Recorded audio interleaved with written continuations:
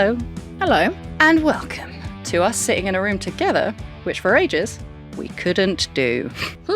Having quite recently dragged ourselves through the global pandemic. From this evening, I must give the British people a very simple instruction. You must stay at home. We know how fast and how life-changingly viruses can spread over this little blue dot that we have to live on, and how totally inept governments can be at containing them. So just imagine how entirely fucked we would be if the virus we were fighting did more than just weaken people or kill them. What if, instead, there was a virus that changed people? What if it took from people the ability to reason or recognize their own families? What if it replaced emotions with deep atavistic rage? What if this virus flew invisibly from person to person, turning them into terrifying hordes of mindless aggressors? If that ever happened, all the disinfectant in the world couldn't save us. Or even washing your hands to happy birthday twice.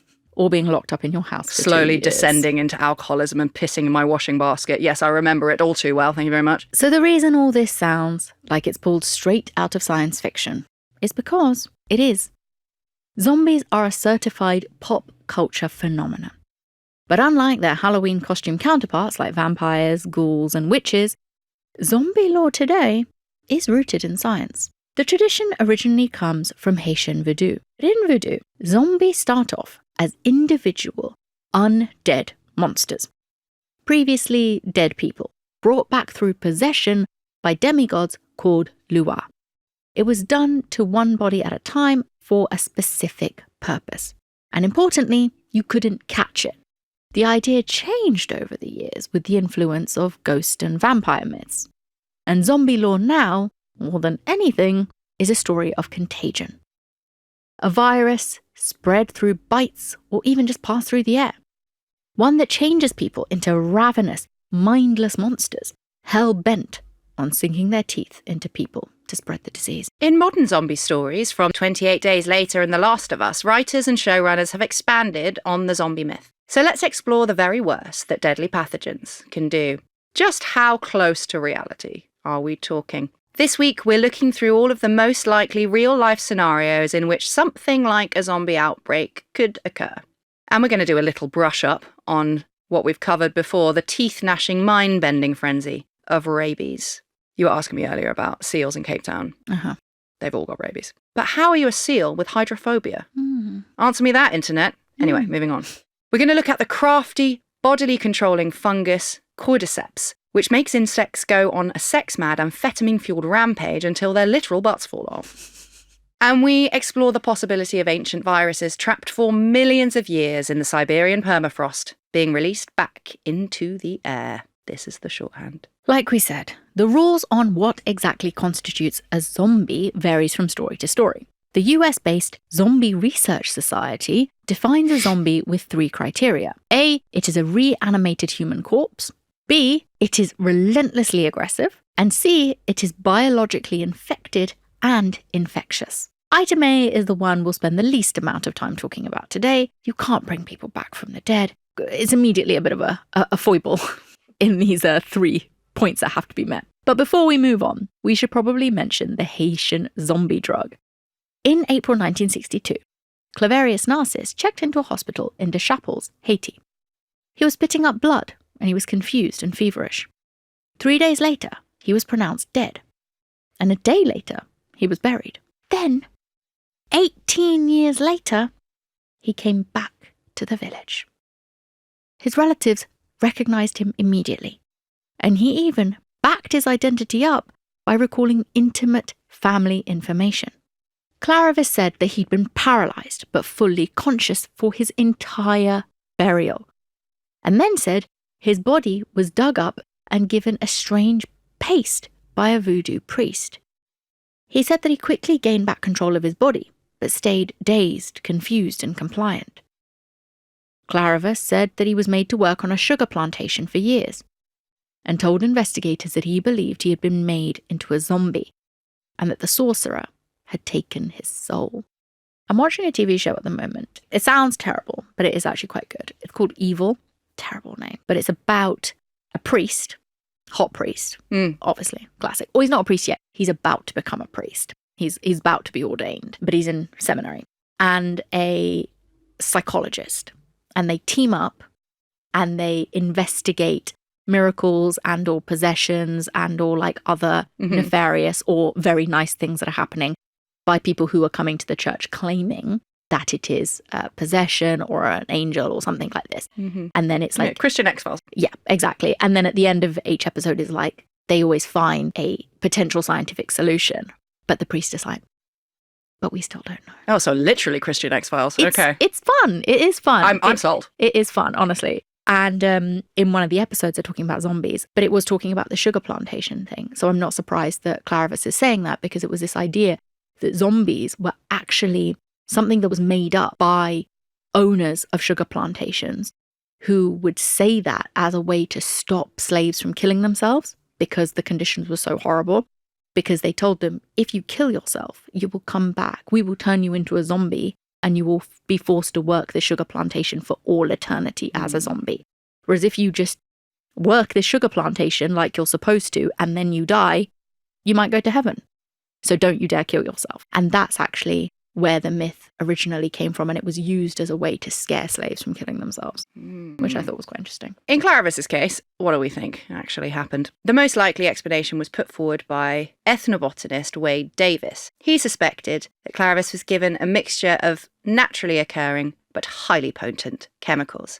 Did you know that 25% of drugs in a pharmacy come from the Amazon rainforest? Yes. Cool. So I believe it.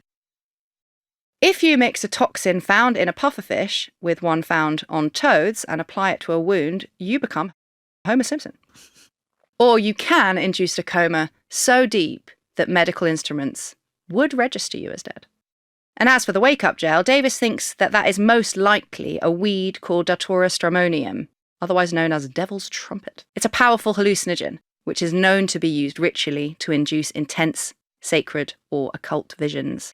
It's all spooky stuff, but as we said, it's a one-at-a-time sort of ritual. Making this kind of zombieism into a large-scale epidemic would take a hell of a lot of toads. So if we leave reanimated corpses to one side, what are the real-life pathogens that are most similar to an on-screen zombie outbreak? Best place to start is rabies. We're going to take a quick look at the virus itself and how likely it is to break out and turn the world into mindless, bloodthirsty zombies. Take me first. It'll probably be useful to start with the basics, like what's a virus? Well, essentially, it's a little bundle of genetic instructions wrapped up in a nice little protein shell. When it bumps into a cell, it replaces that cell's instructions with its own. And the cell, instead of doing its normal job, starts to manufacture the virus instead. It's not conscious, it's not responsive, it doesn't make decisions, it just spreads because it's invasive and destructive. And sorry to tell you, but you and every human being on Earth is inhaling thousands of viral particles every single day. But thankfully, your immune system is incredible and destroys most viruses before any symptoms can even develop.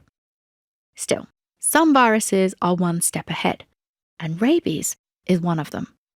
When an infected animal or person bites a non-infected one, the virus comes into contact with muscle tissue, and it stays there. The virus stays out of the bloodstream, so the immune system remains oblivious as the virus grows and infects more cells.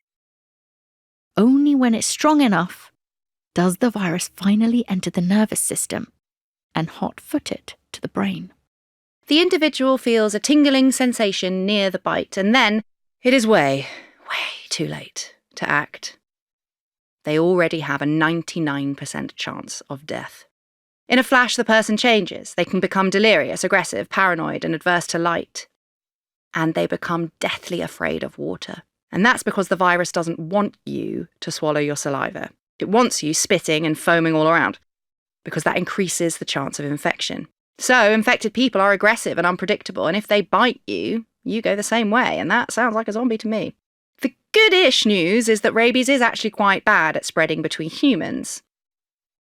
Spreading the virus through saliva mostly needs a deep and violent bite, and not all sufferers get what is known as furious rabies, with the gnashing and the hyperactivity.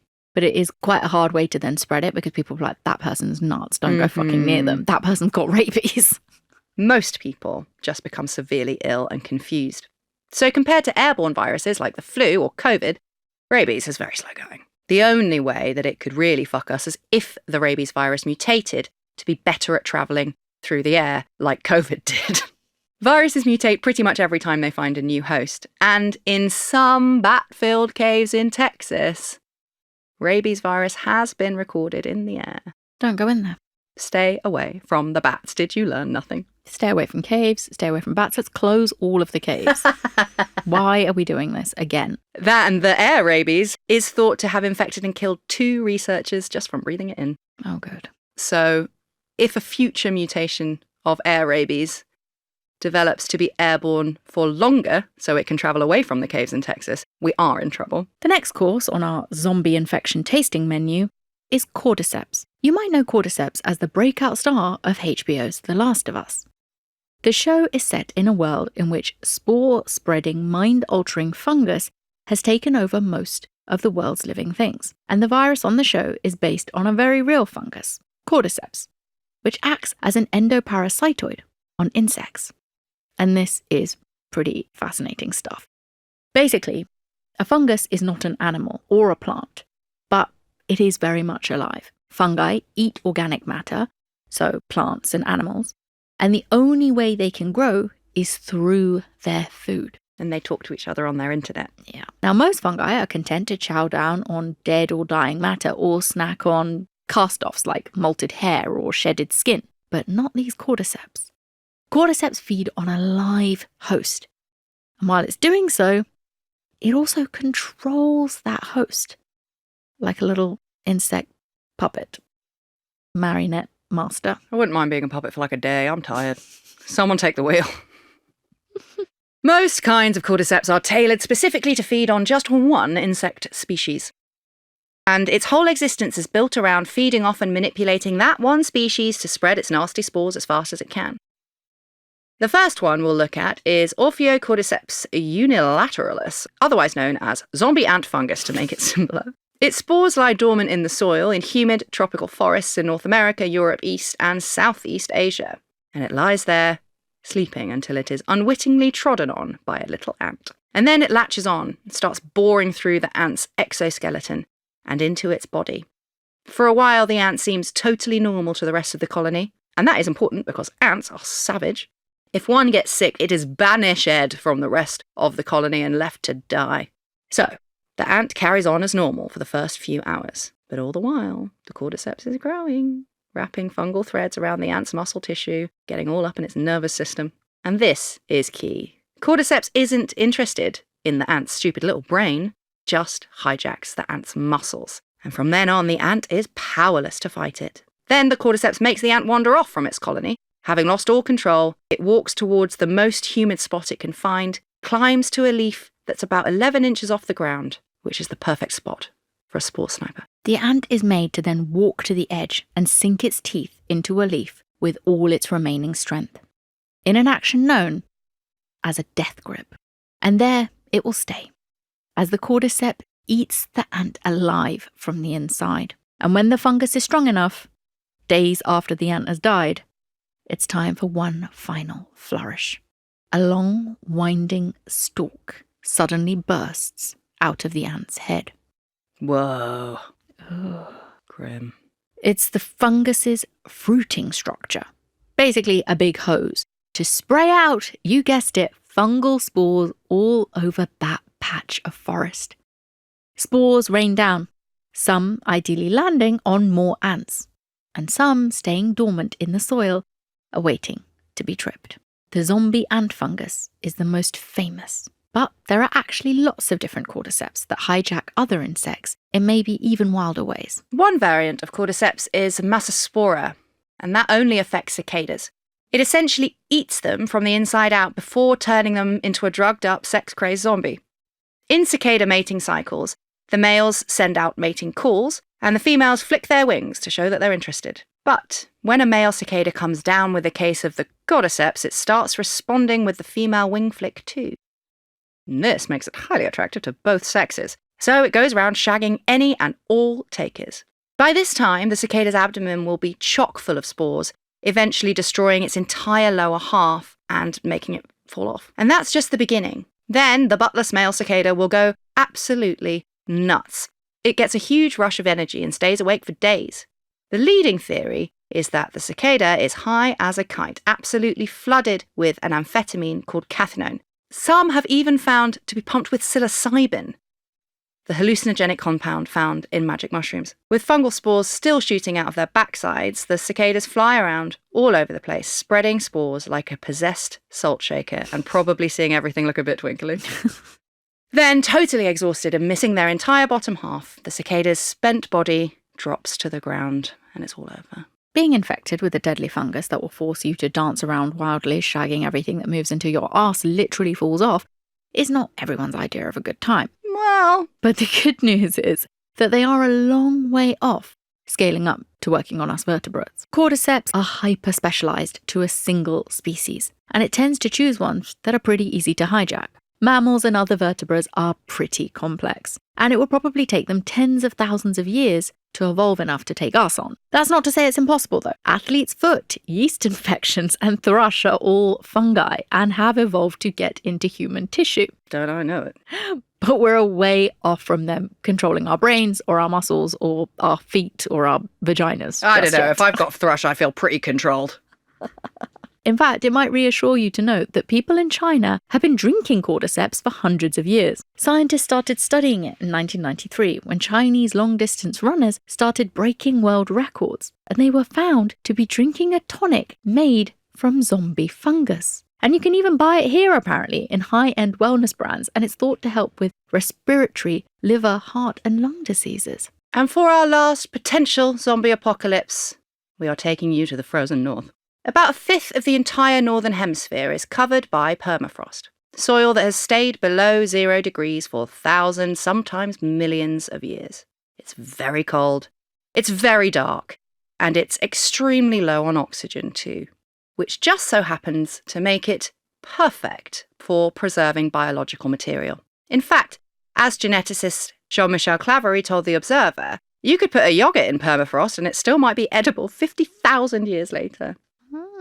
Which makes it ideal for trapping ancient, prehistoric pathogens. In 2014, Claverie led a team of researchers all the way up to the northernmost points of Russia to isolate what they call Methuselah microbes. Love it. Or zombie viruses. They took samples of ancient earth from the permafrost and found viruses lying dormant in the soil. And then, just because you can doesn't mean you should, they brought them back to life. The team even intentionally infected single-cell organisms with these diseases, thereby proving that viruses trapped in permafrost do have the potential to reanimate and infect living hosts. And making that a very dicey prospect, indeed, is climate change. The Earth is getting hotter, nowhere more so than in the northernmost parts of the world. The Arctic has warmed 4 times faster than the rest of the world since 1979, so permafrost is thawing at a scary pace. And organic matter that's been trapped up there for millions of years is being unfrozen. In 2016, a heat wave in northern Siberia meant that some parts of that region hit 38 degrees Celsius, the highest temperature ever recorded in the Arctic Circle. So the permafrost thawed.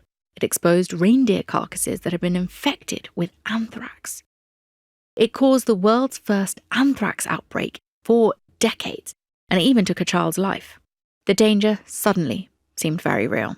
Scientists believed that permafrost might contain viruses that are up to 1 million years old. That's quite a lot older than our species, who evolved about 300,000 years ago.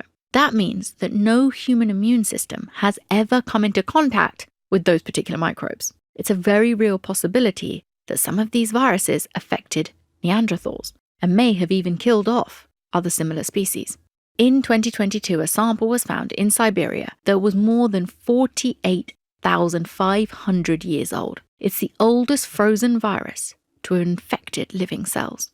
It was named, quite poetically, as Pandora virus for its ominous implications of a potential worldwide shitstorm. The good news so far is that all prehistoric viruses that have been found are only able to affect amoebae and pose 0 risk to humans, but trust no bitch, fucking hell, have we learned nothing? And there is a lot of permafrost to go. There's a lot going on a lot deeper. And the Earth is only getting hotter. So God knows what human-compatible viruses might be unleashed in the future. The Russians, for one, are convinced that it is only a matter of time. They have a state laboratory in Siberia called Vector, which was built to build biological weapons. Now it's used for chemical research, mostly into viruses. And they have made it their mission to find and identify paleoviruses. They're probing the remains of mammoths, woolly rhinoceroses, and other prehistoric animals. And they are really playing with fire. They're literally reviving these mammal viruses in lab conditions. If anything was compromised, it is not totally impossible that an ancient infection could make the leap to our animals. And that's not even the most reckless things humans are doing vis-a-vis ancient zombie pathogens. Because in some ways, we're not so much as opening Pandora's box. We're pummeling it with a jackhammer. Don't make me go back inside. I can't do it again. Fuck that shit. With the melting sea ice, shipping and development have also increased in the region, and huge mining operations are waiting in the wings to swoop in and drill into the permafrost for oil and ores. This will release vast amounts of pathogens, and changing land use is actually one of the key things that cause epidemic outbreaks. The Nipah virus was spread by fruit bats who were driven from their habitats by humans. Monkeypox was linked to the spread of urbanization in Africa. These days, there's an Arctic monitoring network that's keeping an eye out for early cases of any new diseases out there. Quarantine facilities are being built and medical supplies brought over. So, if a million-year-old virus is unleashed, there will be a small group of plucky scientists up on that frozen Arctic fighting to contain it and potentially save the world. So yeah, that feels like a pretty good film plotline we can all wait to watch once we figured out who the survivors are. What I am so glad has never happened yet. Mm-hmm. I was so worried that post-COVID, because obviously people were trying to make like Zoom TV shows because everything was shut down. I was so concerned that after we made it out the other side, if we did, I didn't know at the time. I was like, I really do not want to have to sit through television dramas about COVID. I just did it. And there was this one BBC series about the depressed fisherman in Cornwall, and it was the only thing that they could make because it was like out in the open. Mm-mm. And like I was living with my mum. I was like, Mum, if you make me watch the depressed fisherman one more time, I will become more depressed than all of them and hang myself. I cannot. Who cannot wants to watch that? There was nothing else we could watch. No. I think they were the only people who could make television in the whole of the kingdom at the time. But I'm so glad that we have not yet reached the era where people are making TV shows about being in lockdown, because that will finish me off. Or just wait till I'm dead. Thank you. That is all we have time for this week. But there are lots of very scary disaster scenarios out there, not just dramas about lockdowns. We didn't even have time to tell you about the Bornavirus, which is a retrovirus that makes horses go wild and smash their skulls into walls. Oh. And then there's mad cow disease and its human equivalent, CJD, which is practically unstoppable and makes holes in your brain. There's also epidemics of zombifying drugs like fentanyl, crocodile, and flakka, which make people aggressive, unpredictable, and superhumanly strong. And there's also all sorts of invasive parasitic nightmares in the animal kingdom. But thankfully, barring some crazy evolutionary fluke, any large-scale epidemic in humans is likely to stay on the silver screen. Knock any wood or your head if you're not near any wood. I'm not fucking doing that shit again. So that's it, guys. That is our shorthand on zombie viruses, and just hope we leave it at that. Wash your hands. Yeah. And Don't sing breathe. Happy birthday. Leave the bats alone. And all that. Stay out of the caves. Bye. Bye.